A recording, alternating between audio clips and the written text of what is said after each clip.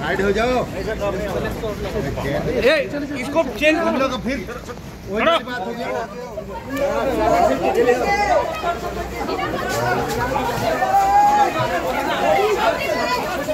আরজি করে দুর্নীতি মামলায় সন্দীপ ঘোষকে গ্রেফতার করেছে সিবিআই। তবে আমাদের সকলের প্রশ্ন ছিল যে তিলোত্তমার সঙ্গে যে ঘটনা ঘটেছে সেখানে সন্দীপ ঘোষের সঙ্গে যদি কোনো সূত্র থাকে সেটা যেন সামনে আসে। আর আমরা দেখেছি যে জুনিয়র চিকিৎসকদের আন্দোলনেও কিন্তু বারবার এই দাবি উঠে এসেছে যে এই ঘটনার সঙ্গে সন্দীপ ঘোষ এবং তার বাহিনীর যোগসূত্র রয়েছে। এবার সেরকমই একটা যোগসূত্র থাকার কিন্তু প্রমাণ পাওয়া যাচ্ছে। শুধুই তাই নয়, ইঙ্গিত পাওয়া যাচ্ছে যে এই ঘটনার সঙ্গে সন্দীপ ঘোষ বা তার বাহিনীর কি সত্যি সরাসরি সম্পর্ক ছিল। কি ছিল এই ঘটনার সঙ্গে সন্দীপ ঘোষ বা তার বাহিনীর যোগসূত্র? দেখুন আজকের এই ভিডিওটা।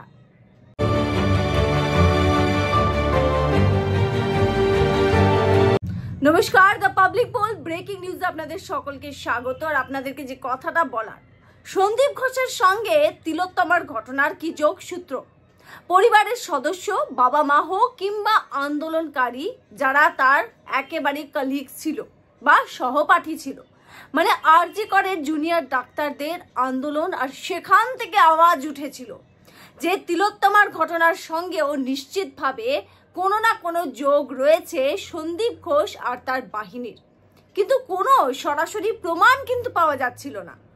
যদিও বা এই ঘটনার বলা যেতে পারে যে তদন্ত করতে গিয়ে দেখা গেল সন্দীপ ঘোষ আরজি করের দুর্নীতির ঘটনায় সরাসরি যুক্ত এমন বেশ কিছু প্রমাণ কিন্তু পাচ্ছেন সিবিআই আধিকারিকরা, যার ভিত্তিতে সন্দীপ ঘোষকে গ্রেফতার করা হয়েছে। তবে তিলোত্তমার সঙ্গে কি যোগসূত্র? তিলোত্তমার এই গোটা ঘটনার তদন্তে কতটা অগ্রগতি হয়েছে? এই প্রশ্নগুলো আমাদের প্রত্যেকের মনে আছে এই মুহূর্তে।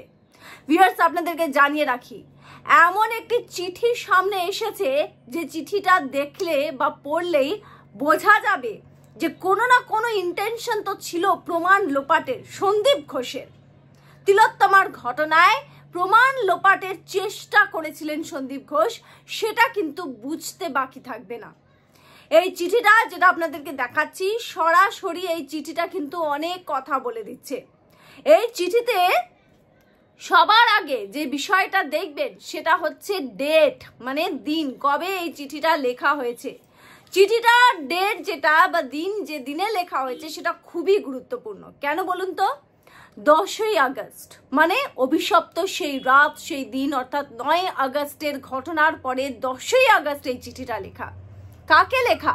PWD কে লেখা। কি লেখা? কার লেখা? সন্দীপ ঘোষের লেখা চিঠি। কি লেখা রয়েছে? সেই ঘর, মানে সেমিনার হলকে যদিও বা যেভাবে তদন্তে উঠে এসেছে প্রাথমিকভাবে যে সেটাই ছিল স্পট, ক্রাইম সিন, তাহলে তার পাশের ঘরকে ভেঙে দেওয়ার অভিসন্ধি, তার পিছনে কোনো না কোনোভাবে প্রমাণ লোপাটের উদ্দেশ্য ছিল। বারবার সেই প্রশ্ন উঠেছে, আর সেই প্রশ্নের একটা উত্তর পাওয়া যাচ্ছে। কি? একটা চিঠি যেটা এই মুহূর্তে দেখা যাচ্ছে যে অমিত মালব্য কিন্তু টুইট করেছেন, জনসমক্ষে এনেছেন সোশ্যাল মিডিয়ার মাধ্যমে। সকল সংবাদ মাধ্যমের কাছে এই মুহূর্তে এই চিঠিটা আছে, যেটা আপনাদেরকে দেখাচ্ছি। এই চিঠিতে সন্দীপ ঘোষ 10ই আগস্ট, মানে 9 তারিখের ঘটনার ঠিক পরের দিন 10ই আগস্ট নির্দেশ দেয় যে কি, যে সমস্ত যেগুলো টয়লেটস রয়েছে, যেগুলো ঘর রয়েছে ডক্টরসদের, সেগুলোকে তড়িঘড়ি ভেঙে ফেলতে হবে এবং ভালো করে তৈরি করতে হবে। এখানেই একটা প্রশ্ন যে 9 তারিখে এমন একটা মর্মান্তিক ঘটনা ঘটে গেল, আর 10 তারিখে এমন একটা নির্দেশ। শুধু তাই নয়, এই চিঠিতে ভালো করে দেখুন, চিঠিতে স্বাস্থ্য দফতরের আধিকারিকদের নাম উল্লেখ রয়েছে, তাদের ডেজিগনেশন মানে পদ উল্লেখ রয়েছে, যে তাদের সঙ্গে বৈঠক, আলোচনা, সম্মতি নিয়েই কিন্তু এই সিদ্ধান্ত নেওয়া হয়েছে। ভীষণ গুরুত্বপূর্ণ দিক। ভাবুন, একটা ঘটনা, এমন একটা মর্মান্তিক ঘটনা, এবং সেই সময়েও 10 তারিখেও কিন্তু সঞ্জয় রায় গ্রেফতার হয়নি। কে ঘটিয়েছে, কে করেছে, সেটা সেই সেমিনার হল যদি আমরা সেটাকেই ক্রাইম সিন ধরে নিই, যদিও বা এখন মনে করা হচ্ছে সেটা ক্রাইম সিন ছিল না, তিলোত্তমাকে অন্য কোথাও খুন করে সেখানে ফেলে রাখা হচ্ছিল, ধরে নিই যদি যে সেটাই যদি ক্রাইম সিন হয় সেমিনার হলটা, তাহলে তার পাশের ঘরটাকে কি করে ভাঙার নির্দেশ দিতে পারেন একজন অধ্যক্ষ? আপনি একটা হাসপাতাল, ডাক্তারি হাসপাতালের প্রিন্সিপাল, অধ্যক্ষ, আপনার থেকে ভালো কেউ জানে না সন্দীপ ঘোষ যে সেখানে প্রমাণ থাকতে পারে, আর এই ঘরটা ভাঙা মানে প্রমাণ লোপাট করা, সেটা আপনি জানেন না? এতটাই মানে বলা যেতে পারে যে অপদার্থ একজন চিকিৎসক আপনি, যে এইটুকু বুঝতে পারছিলেন না যে এটা ভাঙলে প্রমাণ লোপাট হতে পারে, নাকি সবটাই অভিসন্ধি প্ল্যান্ড ওয়েতে করা হয়েছে? সেটাই কিন্তু ইঙ্গিত পাওয়া যাচ্ছে। কারণ একজন চিকিৎসক এইটুকু তার জ্ঞান থাকবে না যে ক্রাইম সিনের পাশের ঘরটা আমি ভেঙে ফেলছি এবং সেখান থেকে তদন্তে অনেক ফিঙ্গারপ্রিন্টস, অনেক ক্লু পাওয়া যেতে পারে, যেটা কিনা যারা অপরাধ করেছে তার কাছে পুলিশকে নিয়ে যেতে পারে। সেটা না ভেবে তিনি হঠাৎ করে ভেঙে ফেললেন। এবার দ্বিতীয় সন্দেহের কথা আপনাদেরকে বলছি, সেটা হচ্ছে প্রথম থেকে আপনাদের নিশ্চয়ই মনে আছে যে দাবি করা হচ্ছিল যে এই ঘরটা ভাঙার যে নির্দেশ সেটা অনেক আগে থেকে দেওয়া হয়েছিল, কিন্তু এবার এই চিঠি প্রকাশ্যে আসতেই বলা হচ্ছে বা স্পষ্ট যে না, অনেক আগে থেকে দেওয়া হয়নি, 10 তারিখেই কিন্তু এই চিঠি লেখা হয়েছে, সন্দীপ ঘোষ লিখেছেন। আপনার হাসপাতালে এত বড় একটা ঘটনা, আপনার ছাত্রীর সঙ্গে এই ধরনের ঘটনা, আর তার ঠিক পরের দিন 20 ঘন্টা কাটতে না কাটতে আপনি এমন একটা সিদ্ধান্ত নিতে পারছেন? একটা বড়সড় প্রশ্ন কি এখানে উঠে আসে না? খুব স্বাভাবিকভাবেই বড়সড় কিন্তু প্রশ্ন উঠে আসছে যে কেন সন্দীপ ঘোষ ভাঙার নির্দেশ দিলেন, আর এত তাড়া কিসের? এবং এই চিঠির একেবারে শেষ অংশে লেখা রয়েছে যে ইমিডিয়েটলি এটাকে কার্যকারী করতে হবে। এত তাড়া কিসের? প্রমাণ লোপাটের চেষ্টা? আপনার এমন কোনো ব্যক্তি কি ধরা পড়ে যেতে পারতো, সে আপনার খুবই ঘনিষ্ঠ আর অনেক কিছু বেরিয়ে আসতো, এমনটাই অনুমান করা হচ্ছে, ইঙ্গিত পাওয়া যাচ্ছে।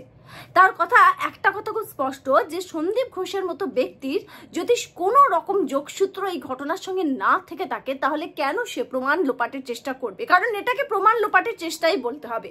একজন চিকিৎসক শুধু নয়, একজন অধ্যক্ষ, সরকারি হাসপাতালের একজন অধ্যক্ষ, তিনি যে এটা জানেন না যে পাশের ঘরটা ভাঙা যেতে পারে না, ক্রাইম সিনের ঠিক পাশের ঘরটা হতে পারে যে অপরাধীরা ওই ঘরে ঢুকেছিল, তিলোত্তমা ওই ঘরে ঢুকেছিল, একাধিক লোক পাওয়া যেতে পারে, অনেক কিছু, তার এটা মনেই হলো না।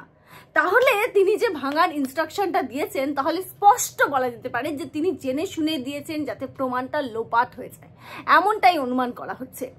সেক্ষেত্রে বলতে হয় কেন? আপনার এমন কোন কাছের লোক ধরা পড়ে যেত বা এমন কোন কুকীর্তি সামনে চলে আসতো যেটার জন্য তড়িঘড়ি কিছু পরোয়া না করে রীতিমতো বেপরোয়া হয়ে এই সিদ্ধান্ত, আর সেই সিদ্ধান্তটাকে ইমপ্লিমেন্টও দেখুন, এই সিদ্ধান্ত যেতে না যেতে, চিঠি যেতে না যেতে ইমপ্লিমেন্ট করে ঘরটা ভেঙেও ফেলা হলো, যার ফলে সিবিআই আধিকারিকরা আসার পর তারা হাতে মানে সূত্র তারা কিন্তু হাতড়ে বেড়াচ্ছে যে কোথায় কি ক্লু পাওয়া যেতে পারে। ওই ঘরটা থাকলে এমন অনেক কিছু ক্লু পাওয়া যেতে পারে, তো যার মাধ্যমে কিন্তু সিবিআই আধিকারিকরা এই কেসটাকে খুব ইজিলি সলভ করতে পারতেন, ক্র্যাক করতে পারতেন। কিন্তু সন্দীপ ঘোষের এই অভিসন্ধির জন্য কিন্তু পুরো ঘটনায় একদম জল ফেলে দেওয়া হয়। সন্দীপ ঘোষ এর পিছনে যে চক্রান্ত করেছেন এবং এই ঘটনার সঙ্গে তার যদি যোগসূত্র না থেকে থাকতো, তাহলে কেন তিনি এই পদক্ষেপ নিয়েছেন, এই নির্দেশ নিয়েছেন? আপনাদের মনে আছে ঘটনার যে সময়, সেদিন কয়েকটা ঘন্টা পরই তিনি সংবাদ মাধ্যমে আমাদের সামনে এসে কি বললেন? তিনি নাকি বলছিলেন তিলোত্তমা তার মেয়ের মতো, নিজের মেয়ের মতো, যে মেয়েকে তিনি বলছেন তার সঙ্গে হওয়া এই ঘৃণ্য অপরাধের পিছনে কারা রয়েছে সেটা বের করার সদুচ্ছে বা সৎ উদ্দেশ্য আপনার ছিল না, এটাই তো মনে হচ্ছে এই ইনস্ট্রাকশনের চিঠি সামনে আসার পর।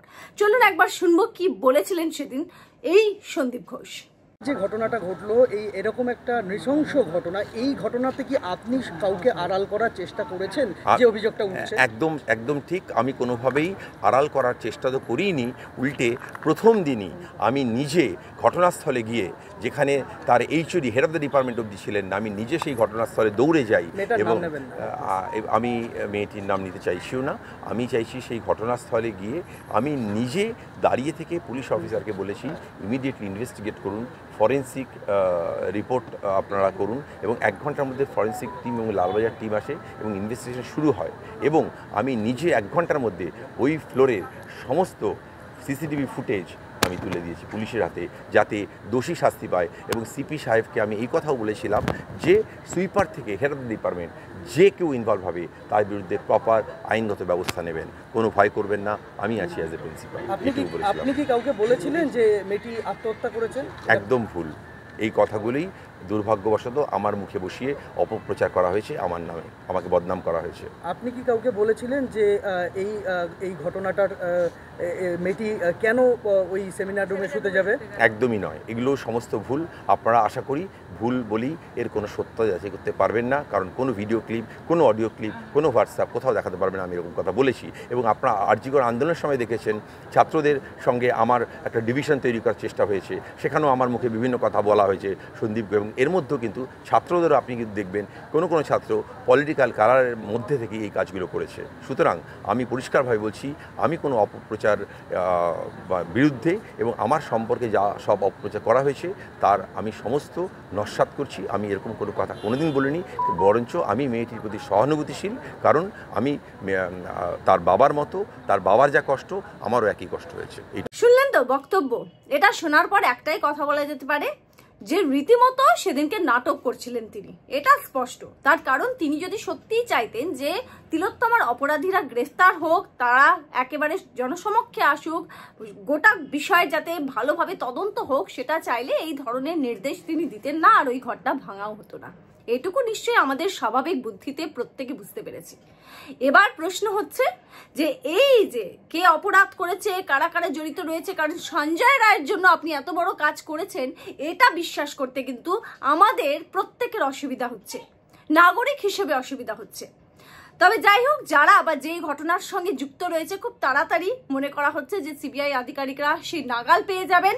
তবে এই চিঠি প্রকাশ্যে আসতে কিন্তু আরো অনেক প্রশ্ন আমাদের মনে তুলে দিল। সন্দীপ ঘোষের সঙ্গে তিলোত্তমার ঘটনার কিভাবে যোগাযোগ? তিলোত্তমার ঘটনার পিছনে সঞ্জয় রায়ের পাশাপাশি আর কে কে যুক্ত?